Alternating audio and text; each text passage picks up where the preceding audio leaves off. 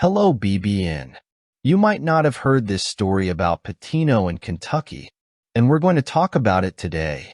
But first, subscribe to the channel for more updates. Pitino's connection with the Kentucky Wildcats, where he once reigned as head coach, still has a strong relationship, not just within the halls of Rupp Arena, but also at the heart of Kentucky football. Did you know that? Recently, Pitino made statements on a famous podcast that reaffirmed his ongoing involvement and passion for the University of Kentucky athletics. Surprisingly, it was in football, not basketball, where Pitino chose to make his latest mark, a decision that both confuses and captivates fans. In a gesture that can be seen as a bridge over the turbulent waters of the past, Pitino revealed his financial support for the UK football program, led by Mark Stoops and Eddie Grant. This act of generosity is not only a testament to his personal friendships, but also indicative of his willingness to contribute to the success of all athletic aspects of the university he fondly calls Camelot. His reference to UK as a legendary kingdom, where he never had a bad day, highlights the depth of his affection for the institution and its people.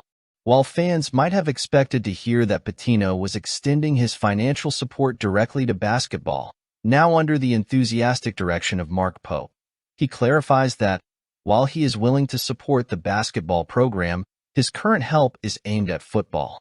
Pitino's willingness to assist, except to give his firstborn Michael, adds a touch of personal humor to his promise, revealing a lighter side of his personality often hidden under the mantle of competition and strategy.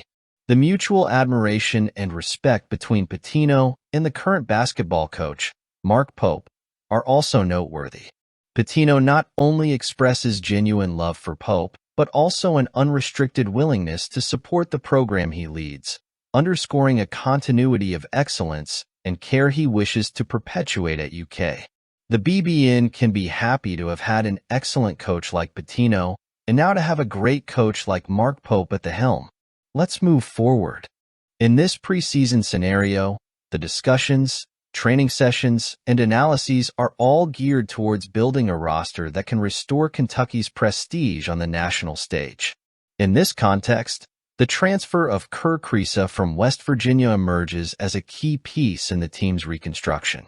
Recently, Kriisa shared some impressions about the training environment and specifically about Lamont Butler, a transfer from San Diego State who is quickly becoming a standout figure on the team.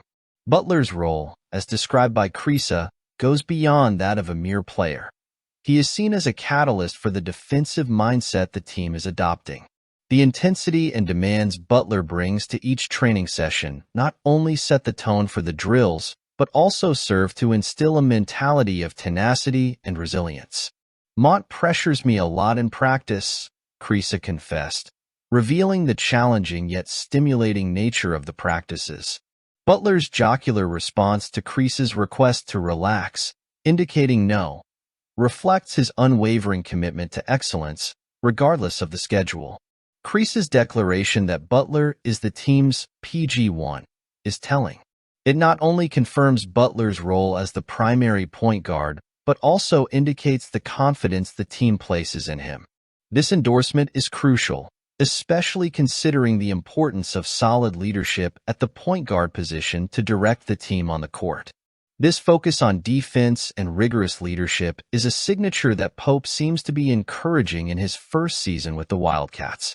Speaking of recruitment, Brandon McCoy Jr., a young point guard from Bellflower, California, whose talent and skill have already placed him at the top of the 2026 recruiting class as the #1 overall.